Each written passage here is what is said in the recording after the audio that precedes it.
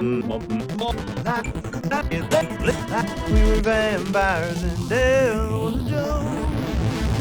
Hi, I'm Chris Sangster, and welcome back to the studio.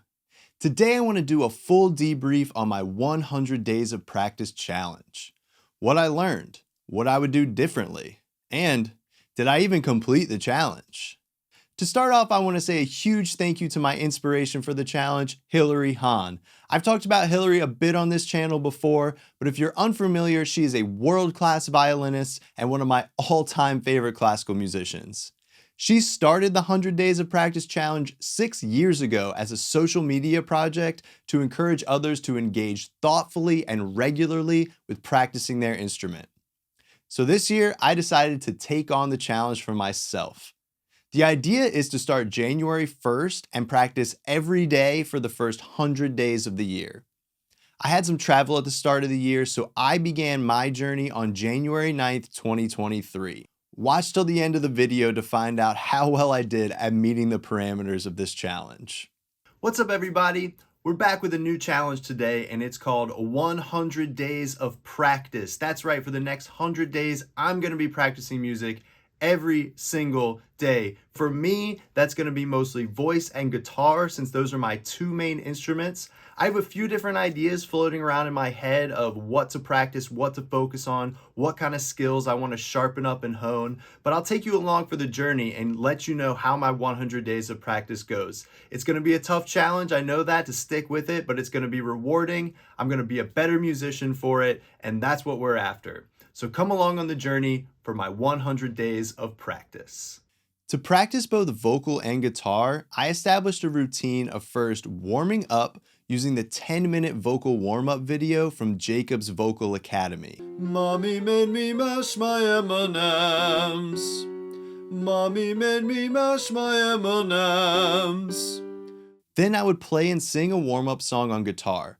My go-tos are God's Gonna Cut You Down by Johnny Cash and Dublin Blues by Guy Clark. Well, my goodness gracious, let me tell you the news. My head's been wet with the midnight dew. And I've been down on bended knee, talking to the man from Galilee.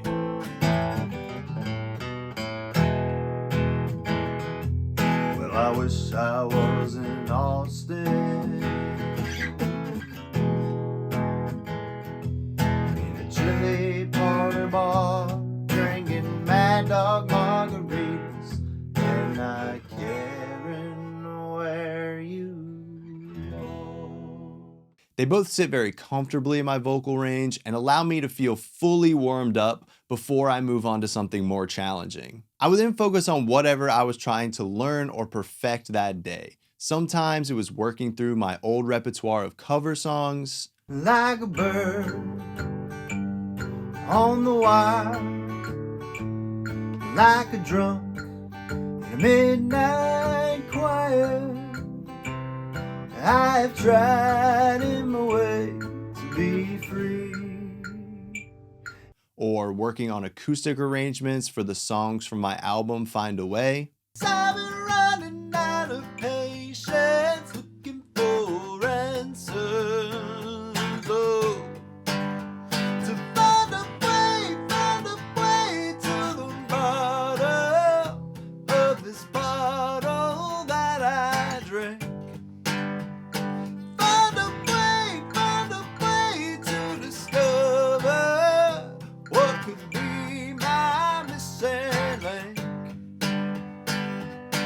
Other times it was just learning new songs. I keep a close watch on this heart of mine.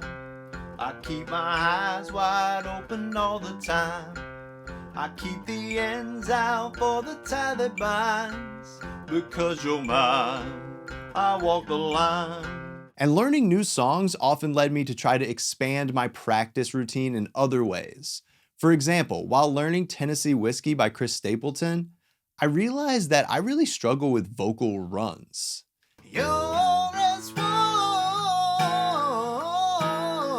as a glass of brandy. So I found a video series on Jacob's Vocal Academy that trains you in vocal runs, stepping up in complexity over time. I added this into my practice routine on a regular basis, and I really feel like it helped me, not only just getting better at runs, but being a stronger and overall more in tune singer. My first big takeaway from this challenge is that regular vocal practice really helps. Of course, I was a vocal major in college. I already knew this, but this was a great reminder. I feel like such a stronger and more confident singer after doing intentional singing practice almost every day. However, as I started to add more things into my practice routine, increasing both the complexity and the time required, I started to feel unfocused with my practice. I did not have enough time or energy to devote to every aspect every single day, so I started to become less consistent. And this is kind of my second big takeaway is that for next time, and there will be a next time, I need to have a better plan. I kind of just made up my routine and added things along the way, which that definitely led to the inconsistency. I need a more focused plan from the get-go that I can stick to for the entire 100 days.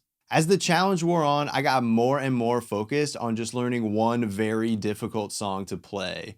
The song is If We Were Vampires by Jason Isbell. If we were vampires and death was a joke, we go out on the sidewalk and smoke, and laugh at all the lovers in their place. I wouldn't feel the need to hold your hand. Maybe time running out is a gift. Because I don't regularly play fingerstyle guitar, this was a really tough song for me to learn. It's fast, it's complex, and because of that, it ended up taking a lot of my time and energy to learn it.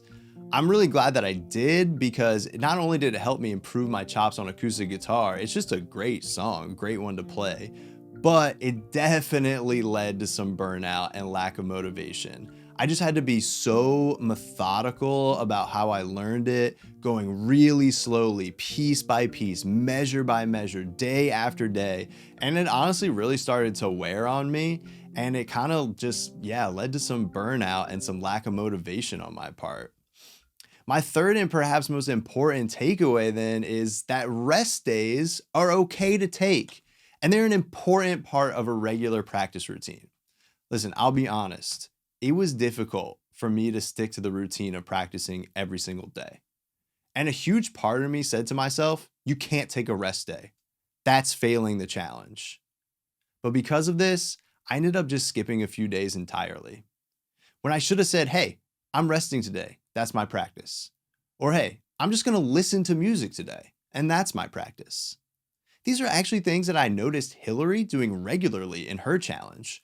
But for whatever reason, it took me months to realize that it was okay and more importantly, necessary for me to do the same.